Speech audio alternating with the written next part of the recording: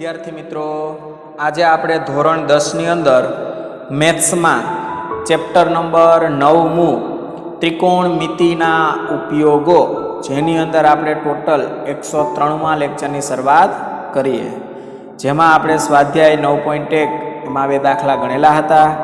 આજના લેક્ચરમાં 9.1નો ત્રીજો દાખલો જોઈએ. ચાલો રકમ પહેલાં સમજીએ શું કીધું છે. એક ઠેકેદારે બાળકોને રમવા માટે બગીચામાં 2 લપસણી લગાવવાની છે.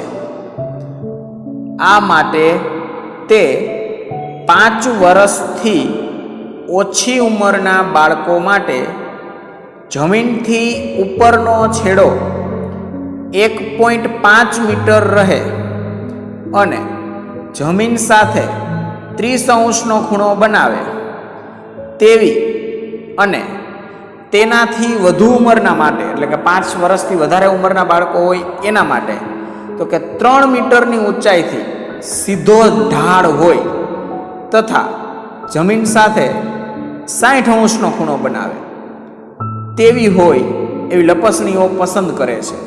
તો બંને લપસણીની લંબાઈ શોધો. લપસણીની લંબાઈ તમારે મેળવવાની છે.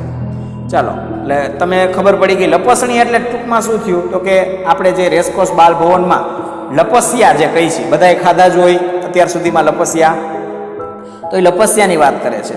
તો કે 5 વર્ષથી ઓછી ઉંમરના બાળકો માટે ઢાળ કેવો છે? બહુ ઓછો છે, અને એનાથી વધારે ઉંમરના બાળકો માટે વધુ ઢાળ રાખેલો છે. તો આપણે જવાબની શરૂઆત કરીએ તો કે સૌથી પહેલું સ્ટેપ તમારે આકૃતિ બનાવવાનું છે, એટલે 2 લપસિયા દોરવાના છે. લપસિયાને તમે ધ્યાનથી જુઓ એટલે કાટકોણ ત્રિકોણ બને.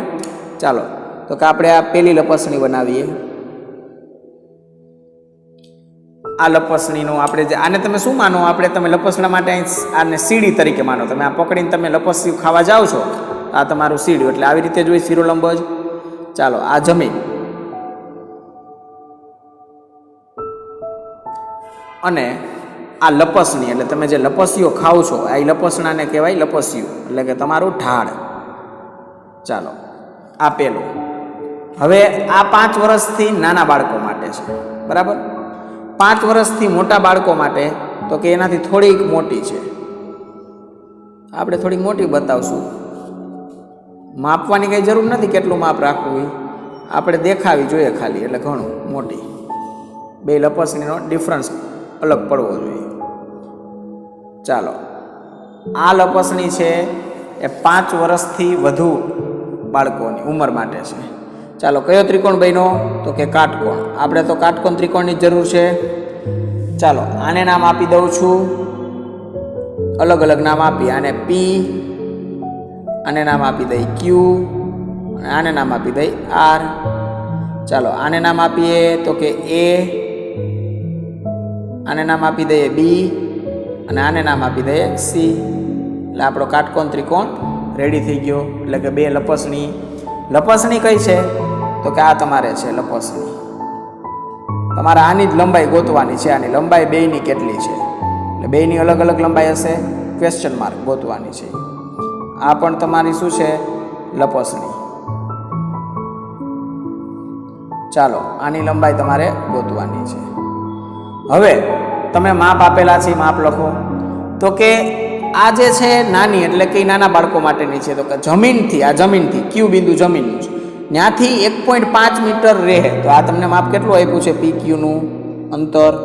તો કે 1.5 મીટર. ચાલો, અને જમીન સાથે કેટલો ખૂણો બનાવે છે? તો લપસણી આવી રહી, આ જમીન સાથે કેટલાનો બનાવે છે? તો કે 30°નો. અહીંયા લખવાનો 30°. હવે શું કીધું છે તો કે બીજી જે એની ઊંચાઈ છે 3 મીટર. તો કે આ ઊંચી છે AB વાળી છે, એ AB નું માપ છે 3 મીટર. હવે એ જમીનથી કેટલો બનાવે છે? તો કે જમીનથી 60°નો ખૂણો બનાવે છે, તો 60°. ચાલો, આ તમને જે કામ કીધેલું હતું એની આકૃતિ તૈયાર થઈ ગઈ. 2 લપસણી હતી, નાની અને મોટી. તમારે લપસણીની ઊંચાઈ મેળવવાની છે. તો સૌથી પહેલાં આપણે દાખલો સમજી લઈએ. તો આકૃતિમાં જ તમારે ફંક્શન સાઇન, કોસ ને ટેન 3ની જરૂર પડશે. 3માંથી દાખલા ગમે થઈ જશે. હવે જો તમને જે ખૂણો આપ્યો હોય એને ધ્યાનમાં રાખીને તમારે લપસણીનું માપ, લપસણી એટલે હકીકતે બેમાં સેમ જ છે. કોણ કહેવાય? કર્ણ કહેવાય. તો ત્રિકોણ કાટકોણ છે એટલે કર્ણનું માપ મેળવવું છે. તો કયું ફંક્શન સાઇન કોસ્ટેનમાંથી ઉપયોગ કરી શકો કે બેમાંથી જવાબ મળી જાય? તો કે ચાલો બેમાં સેમ જ છે, બેમાં કર્ણ જ ગોતવાનું છે. તો કે તમે સાઇન નામનું ફંક્શન કઈ રીતે મળે? તો કે સામેની બાજુ છેદમાં કર્ણ.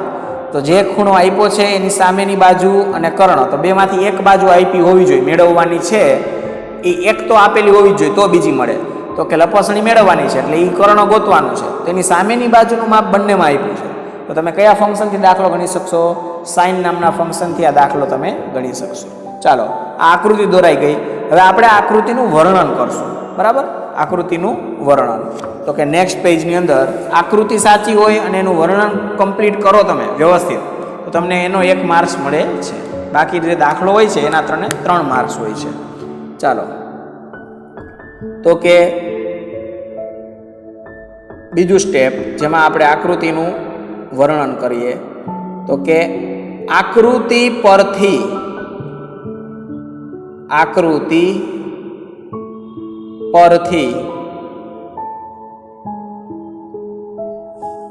હવે જો બે ત્રિકોણ બન્યા, તો બંને ત્રિકોણ વિશે પેલા લખી નાખીએ. તો કે ત્રિકોણ પેલા ABC લખો. ચાલો, તો કે ABC ગમે નામ લખી શકો. એમાં કયો ખૂણો તમારો 90 નો છે? તો કે ખૂણો B બરાબર 90 અંશ. અને કયો ખૂણો તમને આપેલો છે? અને ખૂણો C બરાબર 60 અંશ છે. ચાલો, તથા બંને ત્રિકોણનું હારે જ વર્ણન કરી દઈએ. બીજો ત્રિકોણ, તો કે ત્રિકોણ એને નામ આપેલું છે PQR. આ PQR માં ખૂણો Q કેટલાનો છે? 90 નો. એટલે કે આ કાટકોણ ત્રિકોણ સાબિત થઈ ગયો. 90 નો ખૂણો છે એટલે 90 અંશ. અને કોણ આપેલું છે? તો કે અને તમને PQR માં ખૂણો R છે એનું માપ આપેલું છે 30 અંશ છે. પહેલા આપણે જે આકૃતિમાં ખૂણાઓના માપ છે એ લખી નાખ્યા. હવે તમારે ગોતવાનું છે, લખો. તો કે શું મેળવવાનું છે? તો કે લપસણીની લંબાઈ. લપસણી એટલે એક તો કોણ માપ થયું? AC. આ બીજા ત્રિકોણમાં કોણ થાય? કર્ણ. તો કે ક્વેશ્ચન માર્ક છે PR. AC અને PR શું છે? તો કે AC અને PR બરાબર લપસણીની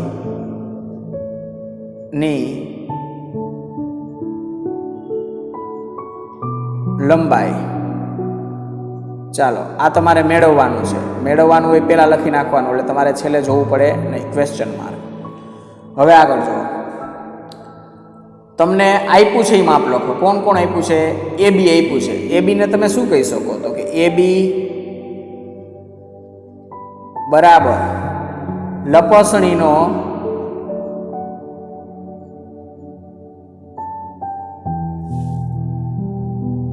લપસણીના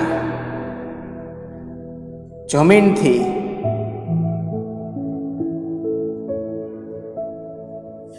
ઉપરના છેડાનું અંતર. ઉપરના છેડાનું અંતર કેટલું આપ્યું છે? AB. AB ની અંદર જુઓ તો કે એ આપ્યું છે 3 મીટર. બરાબર 3 મીટર. હવે કોણ લખીએ? તો કેવી રીતે તમને આપ્યું છે PQ. એના વિશે તો એ આ જ તમે થયું, બીજું કંઈ અલગ નથી. તો આ જ વસ્તુ લખવાની છે. તો કે લપસણીના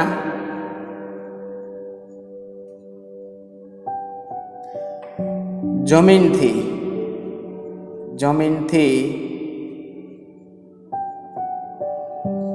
ઉપરના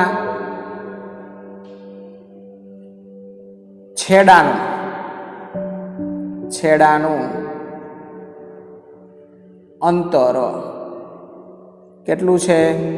તો કે 1.5 મીટર. ચાલો, હવે બાકીના તમને જે માપ આપેલા છે એના બધા વિશે તમારી ડિટેલ લખાઈ ગઈ. BC અને QR એટલે કે જમીન અને લપસણી વચ્ચેનું અંતર એવું કહી શકાય. બરાબર? લખી નાખીએ, એનું માપની કંઈ જરૂર નથી. BC અને QR આ શું છે તો કે લપસણી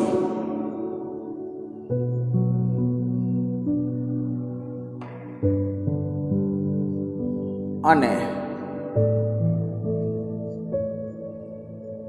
જમીન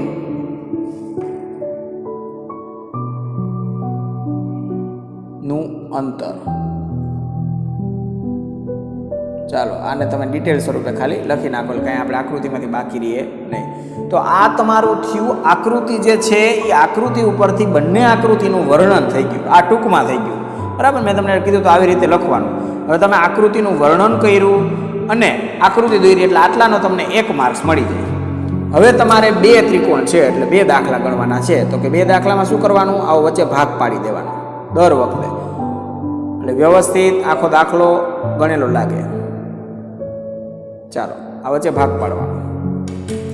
હવે 2 ત્રિકોણ છે તો સૌથી પહેલા તમારે કયા ત્રિકોણનો ઉપયોગ કરો છો એ લખવાનું. જેનો ઉપયોગ કરવો એ કરી શકો. આપણે માપ મેળવવાના જ છે.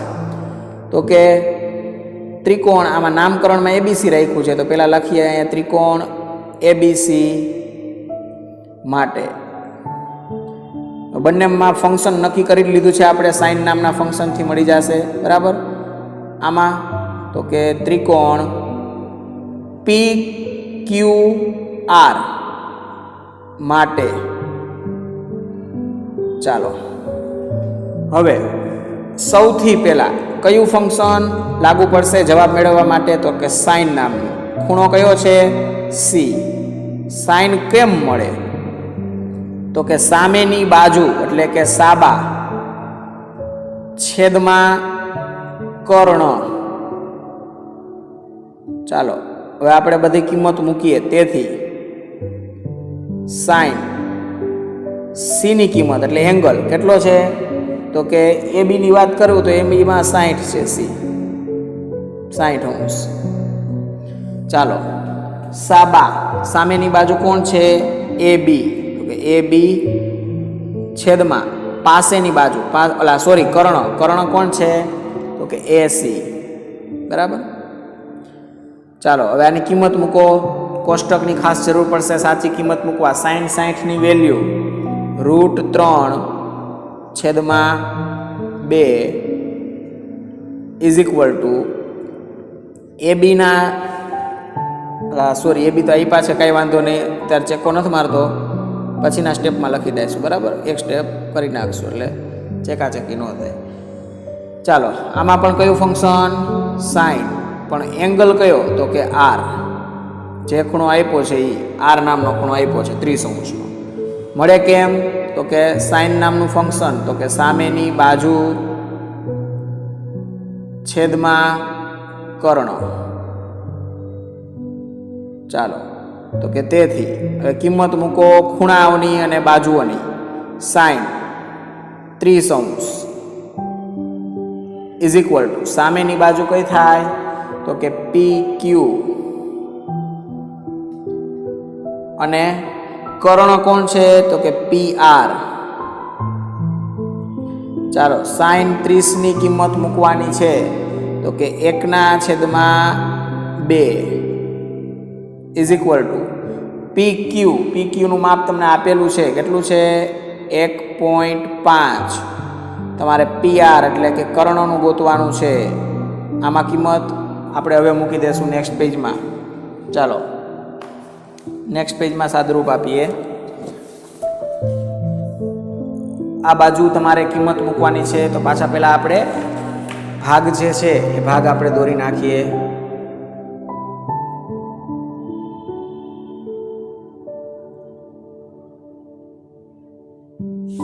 ચાલો હવે આપણે આમાં કિંમત મૂકીએ, તો કે તેથી √3/2 ઇઝ ઇક્વલ ટુ AB નો જવાબ હવે મૂકીએ 3, તો કે છેદમાં કોણ છે, AC આપણે મેળવવાનું છે. ચાલો બંને બાજુ કઈ નિશાની છે, વચ્ચે બરાબર છે ને બંને બાજુ અંશ અને છેદ છે. કઈ પ્રોસેસ થાય, ચોકડી ગુણાકાર 80 નો ગુણાકાર √3 સાથે કરો એટલે તમારો જવાબ આવે √3 80 ઇઝ ઇક્વલ ટુ 3 નો ગુણાકાર 2 સાથે કરો એટલે 3 દુ ને 6. ચાલો આપણે 80 ને કરતા બનાવો તો 80 બરાબર સામેની બાજુનું એમને 6 √3 ગુણાકારમાં સામે જાય તો ભાગાકારમાં. આના સીધા છેદ ઉડે નહીં. છેદ કોઈ પણ દાખલામાં અસમય હોવો જોઈએ નહીં, એટલે વર્ગમૂળની નિશાની વાળો હોવો જોઈએ નહીં. જો હોય તો શું કરવાનું? સમયકરણ કરવાનું. કેમ? તો કે છેદ જે છે ને વડે અંશમાં ગુણવાનું, એના જ વડે ભાગવાનું. ચાલો એ સ્ટેપમાં જ અંશનો ગુણાકાર અંશમાં 80 ના 80 ઇઝ ઇક્વલ ટુ 6 ગુણ્યા √3 એટલે 6 √3 અને √3 ગુણ્યા √3 એટલે ખાલી 3. ચાલો છેદ ઉડાડો. 3 દુ 6. તમારી પાસે 80 નો જવાબ શું મળ્યો? તો કે 80 બરાબર 2√3. એકમ છે મીટર, તો કે આ 80 નો જવાબ તમને મળ્યો 2√3. ચાલો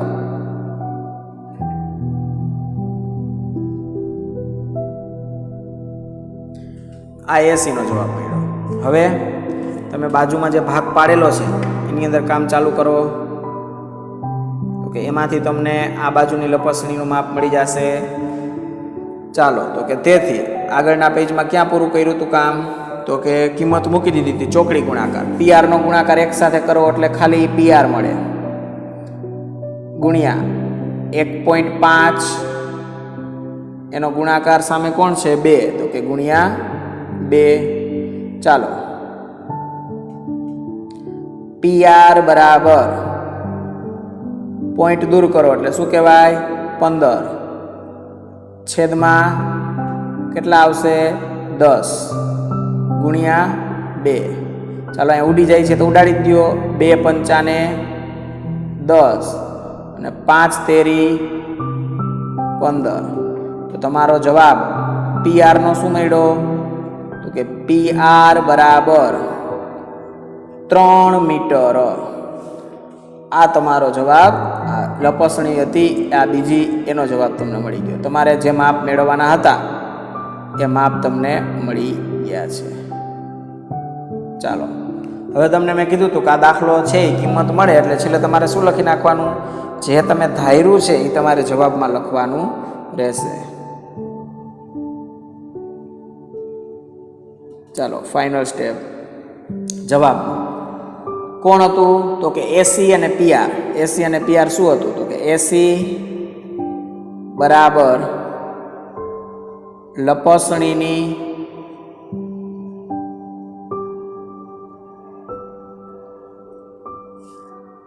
લંબાઈ બરાબર 2√3 મીટર છે. બરાબર. એટલે AC કોણ છે? તો કે જે 5 વર્ષથી વધુ બાળકો હતા એના માટેની લપસણી છે. હવે બીજો જવાબ તો કે PR. PR છે એ 5 વર્ષથી ઓછી ઉંમરના બાળકો હતા એ લપસણીની છે. તો કે બરાબર લપસણીની લંબાઈ બરાબર 3 મીટર છે. ચાલો અહીંયા તમારો દાખલો થાય છે પૂરો. આ PR એટલે શું? તો કે આ જે PR જે છે એ 5 વર્ષથી ઓછા માટે આ એનો જવાબ મળ્યો. એકનો તમે લખી નાખો એટલે તમને બીજાનો તો જવાબ ખબર પડી જ જાય કે આનો 5 વર્ષથી વધારે છે. ચાલો તો આ તમારો દાખલો કમ્પ્લીટ 4 માર્ક્સનો દાખલો છે એ કમ્પ્લીટ તમારો પૂરો થાય છે. ચાલો હજી એક દાખલો આપણે જોઈ લઈએ તમને શું આપ્યો છે. તો કે નેક્સ્ટ પેજની અંદર આપણે એના પછીનો દાખલો જોઈશું. તો રકમ લખવી પડશે, તો રકમ લખીએ પહેલાં સૌથી પહેલાં. ચાલો દાખલા નંબર 4.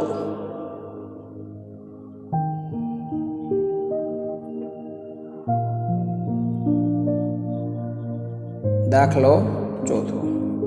રકમ લખીએ પહેલા એની. શું કહે છે તો કે ટાવરના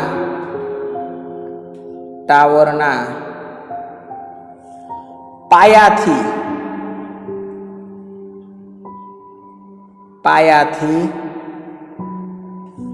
30 મીટર દૂર 30 મીટર દૂર રહેલા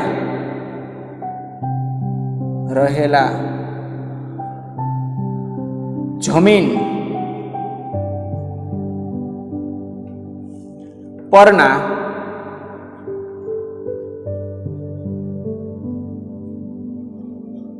એક બિંદુથી ટાવરની ટોચના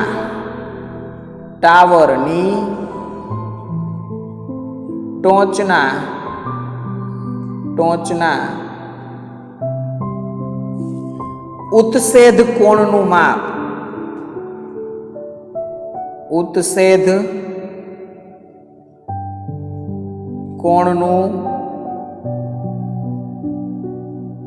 માપ કેટલું આપેલું છે તો રકમમાં 30° છે. 30° છે. તો ટાવરની ઊંચાઈ શોધો. ટાવરની ઊંચાઈ શોધો. ચાલો, આ તમને દાખલો આપ્યો છે, એની રકમ આપી છે કે કોઈ એક ટાવર છે, એનો પાયો, એટલે જે પાયા ટાવર ઊભો હોય એનો નીચેનો ભાગ એને શું કહેવાય? પાયો. પાયા ઉપર ટાવર ઊભો હોય તો કે એના પાયાથી તમે 30 મીટર દૂર જાઓ તો એ પાયો ક્યાં છે? ટાવર ક્યાં હોય? જમીન ઉપર જ હોય. બરાબર? તો કે જમીન ઉપર જે પાયો છે ત્યાંથી તમે 30 મીટર દૂર ચાલ્યા જાઓ તો એક જમીનનું બિંદુ છે, ત્યાંથી ધ્યાન દેવાનું છે કે એ બિંદુથી ટાવરની ટોચનો ઉત્સેદ કોણ એટલે તમારી મુંડીને ક્યાં કરવી પડે? ઉપર નમાવી પડે, એટલે કે ઊંચું જોવું પડે, તો જ તમે ઉત્સેદ કોણ કહેવાય ને. તમે યાદ રખાયું હતું. એટલે કે ઉત્સેદ કોણ એટલે કે ઉપરની તરફ. ઉપરની તરફ તમે જોવો છો ટાવરની ટોચને, તો તમારી પાસે જમીન ઉપર ઊભા ઉપરની તરફ જોવો છો એટલે ત્યાં એંગલ બન્યો એ કયો કહેવાય? તો કે એ તમારો ઉત્સેદ કોણ. એ માપ આપ્યું છે 30°. તો ટાવર છે એ કેટલો ઊંચો છે એ મેળવવાનું કીધું છે. ચાલો, તો સૌથી પહેલા આપણે દાખલા માટે આકૃતિ જરૂરી છે, તો કે આકૃતિ બનાવી લઈએ. પહેલો પોઈન્ટ કે આકૃતિ બનાવવાની, જેમ કીધું છે એમ. ચાલો, આકૃતિ સાવ સિમ્પલ જ છે. શું કીધું છે? ટાવર એટલે કેવો હોય? ઊભો જ હોય. ટાવર શિરોલંબ સ્થિતિમાં હોય. તો ચાલો, આ છે તમારો ટાવર. છે એ ક્યાં ઊભો હોય? જમીન ઉપર. આપણે એક સાઈડ જમીન દોરી લઈએ. ચાલો, આપણે દોરી નાખી જમીન. બરાબર? હવે એનો પાયો, એના પાયાથી દૂર અહીંયા કંઈક બિંદુ આવેલું છે, જમીન પરનું કોઈક બિંદુ. આટલું માપ છે ને એ તમને 30 મીટર આપ્યું છે. આ કેટલું છે? 30 મીટર. બરાબર? હવે અહીંથી એક બિંદુથી ટાવરની ટોચ, એટલે ટાવરની ટોચ એને જોડી દેવાનું. આ થઈ ટાવરની ટોચ. ચાલો, તો કે આ ઉત્સેદ કોણ એટલે તમે ટાવરની ટોચ, મેં તમને કીધું તો ગમે કોણ આવશે નીચે જ. આ ખૂણો કેટલાનો? તો કે 30°. ચાલો, હવે નામ આપી દો. તો કે આને નામ આપીએ A, આને નામ આપો B, અને દર્શાવો. કાટખૂણો બની ગયો એટલે અહીં કાટખૂણો દર્શાવવાનો. ના, એ નામ આપો C. ચાલો, આ તમારી જે રકમ પૂછી છે એ પ્રમાણે આકૃતિ થઈ ગઈ. ટાવર કોણ છે? તો કે આ છે ટાવર. AB છે તમારો શું છે? ટાવર છે. હવે આની જ ઊંચાઈ ગોતવાની છે, તો અહીંયા કરી દો ક્વેશ્ચન માર્ક. બાકી તમને કંઈ આપેલું છે નહીં. ચાલો, હવે તમારે શું કરવાનું છે? તો કે આકૃતિનું વર્ણન કરી નાખો એટલે તમારું દાખલામાં કામ થાય. તો કે સૌથી પહેલા આકૃતિ ઉપરથી, એટલે કે આકૃતિ પરથી પેલા આનું વર્ણન, એટલે આપણો 4 માર્ક્સમાંથી 1 માર્ક્સ છે એ આપણને મળી જાય. ચાલો પેલા ત્રિકોણ વિશે લખવું પડે. તો કે ત્રિકોણ કયો છે, નામ આપ્યું છે તો કે ABC. આ ત્રિકોણ ABCમાં કેવો છે તો કે કાટખૂણો છે, એટલે 90નો છે, કાટકોણ છે. કયો કાટખૂણો છે તો કે ખૂણો B બરાબર 90°. એટલે આનો મિનિંગ શું થયો? ત્રિકોણ કાટકોણ ત્રિકોણ છે. અને તમને કયો બીજો એંગલ આપ્યો છે લઘુકોણ તો કે ખૂણો C બરાબર કેટલો છે તો કે 30° છે. આ તમારી આકૃતિનું વર્ણન, એમાં ત્રિકોણનું નામથી શરૂઆત કરવાની. હવે ચાલો આકૃતિનું વર્ણન થઈ ગયું. આકૃતિમાં જુઓ, તમારે ગોતવાનું શું છે? ટાવરની ઊંચાઈ. ટાવર કોણ છે તો કે AB. તો કે AB બરાબર ટાવરની ઊંચાઈ બરાબર ક્વેશ્ચન માર્ક. આ તમારે ગોતવાનું છે. જે ગોતવાનું છે પહેલાં લખી નાખવાનું. બરાબર. હવે જે આપ્યું છે એ લખો. આ B અને C નું માપ આપ્યું છે. BC એટલે કોણ કહેવાય? ટાવર અને જમીન પરના બિંદુ વચ્ચેનું અંતર. તો કે BC ટાવરના પાયાથી જમીન પરના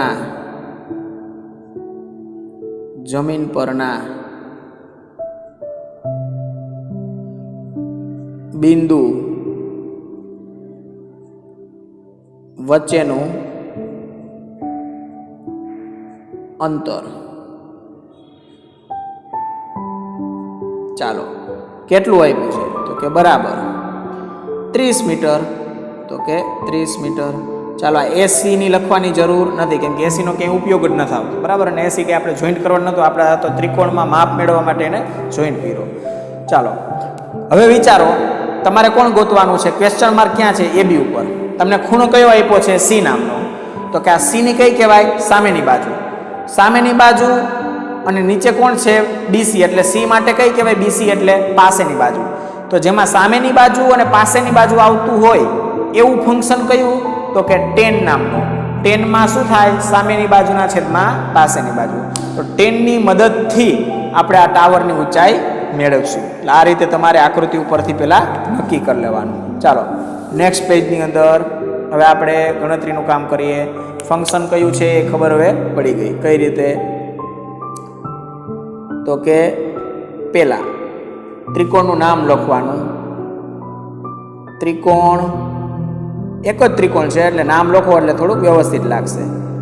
ABC માટે એટલે કે એમાંથી આપણે કામ કરીએ છીએ. ચાલો એમાં લઘુકોણ જોવાનો કયો આપ્યો તો?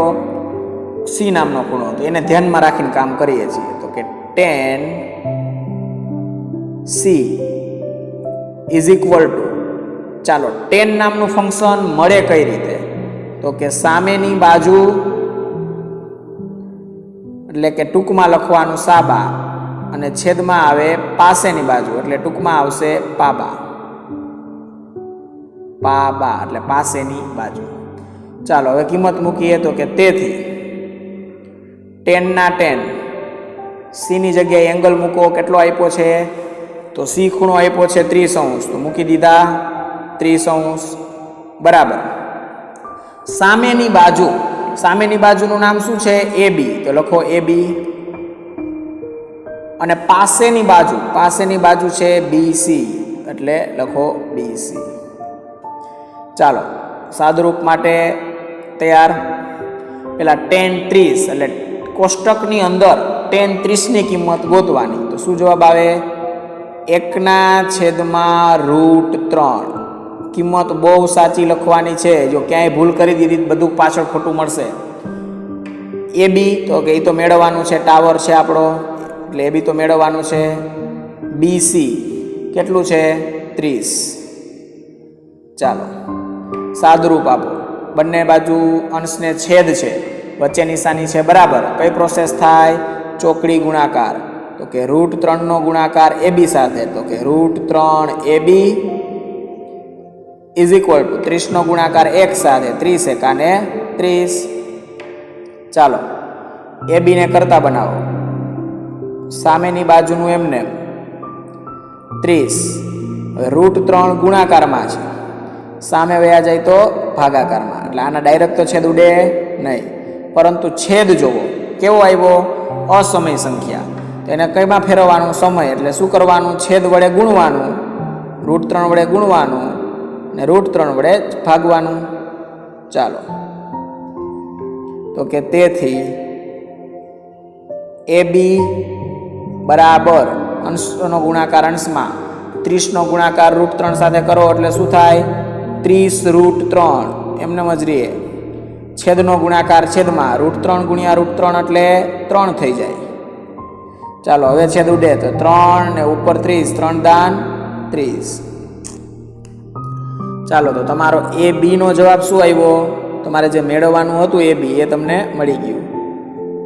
10 √3 આ બંનેનો ગુણાકાર તો થશે નહીં ને √3 ની કિંમત પૂછી નથી કે આટલી મૂકો, એટલે તમારે એમને જ રાખવાની.